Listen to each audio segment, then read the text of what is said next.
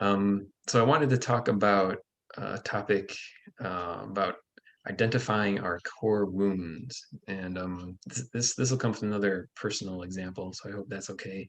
Yeah. Um, and I was trying to think of things to talk about, and thinking about some other topics, but this is what's on my mind right now. So I'm like, well, I should stop fighting this and just talk about what's on my mind, since that's what I'm thinking about anyway. So I think I've talked before in the past about my kind of my compulsion to overly invest emotionally in relationships, right? Mhm. And the how I have this tendency to get really infatuated really early on, and then it fades away over time. So that's something I've been struggling with my whole life. That urge to get infatuated, that drive to get infatuated, and I think it really comes down to just this. And as I've been working on that, discovering it's more just this need to overinvest emotionally really soon in a relationship. And I was watching this video recommended by my therapist by this guy named Matt Kahn, Kahn. I don't know if you've ever heard of him. Mm-mm. I've never heard of him before, but she recommended this video, and it's really good. And he's really funny, which is good, and really insightful. So I really enjoyed that video. But he was talking about all of our compulsive behaviors, all the things that we feel driven to do that often lead us to make poor decisions and kind of come back and bite us in the end. All those compulsions often can be traced back to some core wound that we had from our early from a childhood. So all of those compulsions are the expression of an unresolved core wound. And Mhm. so I've been working.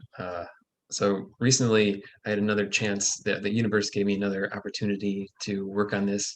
I think I told you when I was going through Kansas City, I had that fling, and or when I was on my road trip, I had this Yeah. week-long love affair in Kansas City, and I was coming out of that breathwork retreat where I accessed a bunch of repressed emotions and had this healing experience with unconditional love. And so I was just totally high in unconditional love coming out of that retreat. I was just um Beautiful.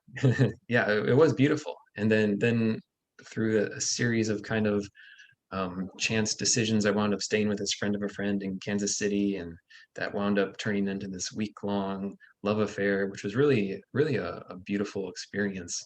And but even in that week-long affair, I never lost myself, even though I was just kind of sitting back and allowing it to unfold however it was going to unfold.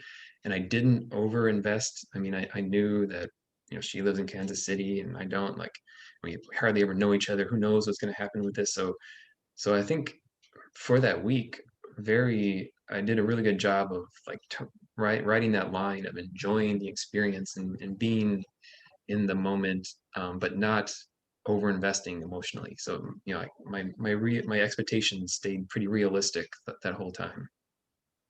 Then after that week, I went back to visit my family for a couple weeks, and then I came back through Kansas City to visit her again on my way back. But then that second time, everything was weird.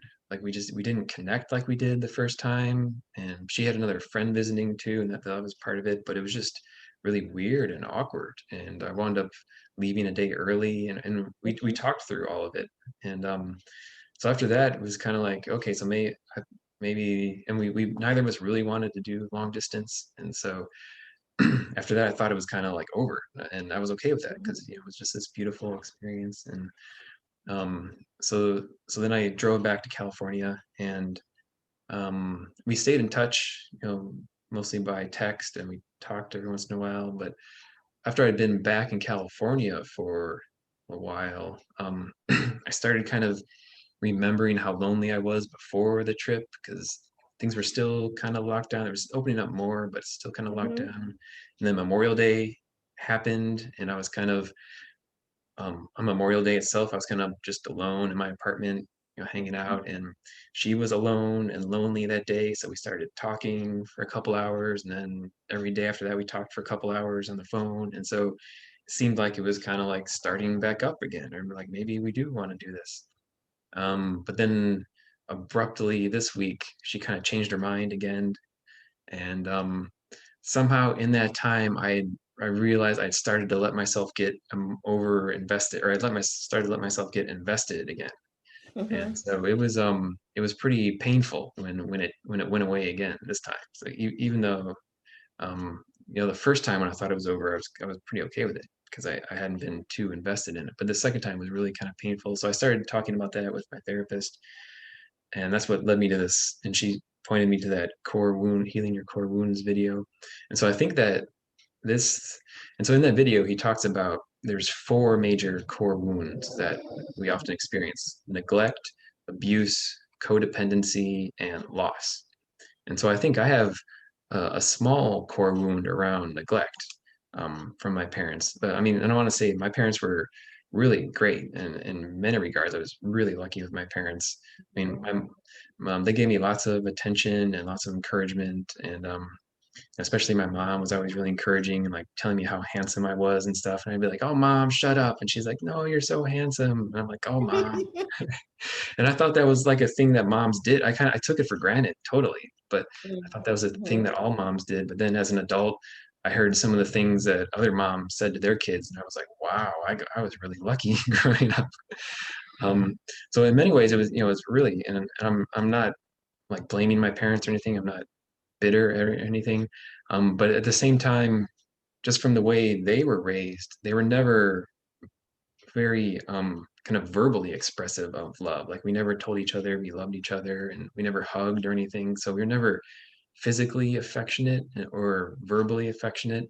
And so I think that's kind of what's carrying forward to when I do get into a romantic relationship. That's why I'm so quick to overinvest emotionally, because I want to have those intense expressions of love, of like verbally and affection. That's why I'm kind of obsessed with cuddling in relationships. Mhm. So I think that's kind of like, so I never really realized this before, like why I have that drive to rush into relationships. And I think it can be traced back to this core wound.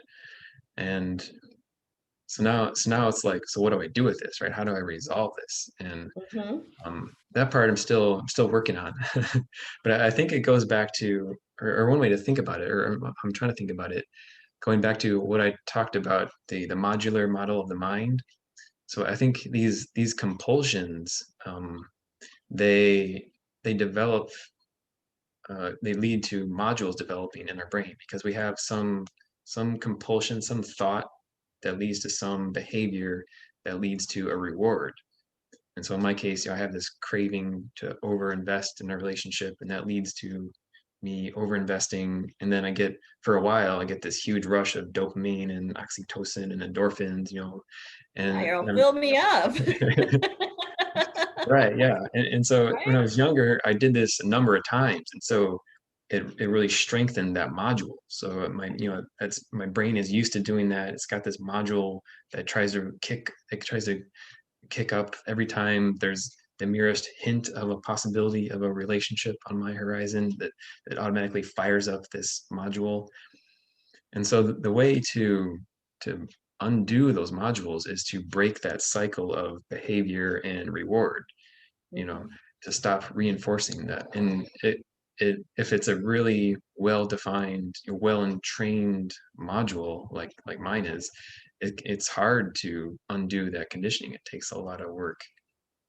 And so one of the ways, like I mentioned last week with changing behaviors, is to develop a new module out of that, out of those thoughts. So when those thoughts arrive, when those cravings arrive, I'm trying to develop trying to steer that towards a new behavior, which leads to different rewards.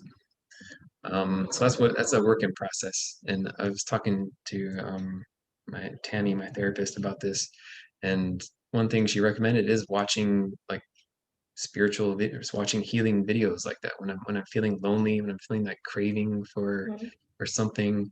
Um, there are other things I can do to to sate that urge, or Self-soothe or something. right, yeah, self-soothing, or reaching out to friends, or reaching out to videos and things like this. And so that's what I'm working on now, and we'll see how it goes. At the core of all of those core wounds I think I talked about this before. I mean, the real primal wound is when we separate from the cosmic consciousness and we're born. I mean, even all those early core wounds that we develop from in our early childhood, those are even just reflections of this primal wound of no longer existing in the cosmic consciousness. Mhm. All of a sudden, we're born into these isolated little bodies, and we feel very alone. And so one thing, so well, I mean, the our early childhood experiences, they're all definitely valid, and all those, and our wounds are valid, and we need to address those too. But we can also start to work on this that first primal wound of just the feeling of separation. Mhm. And so I think we do we do need to address kind of the psychological aspect of those core wounds from childhood, but at the same time we can also start to address this primal wound of separation. Mhm. And so let's do a meditation to work on feeling not separated, feeling that love in our hearts.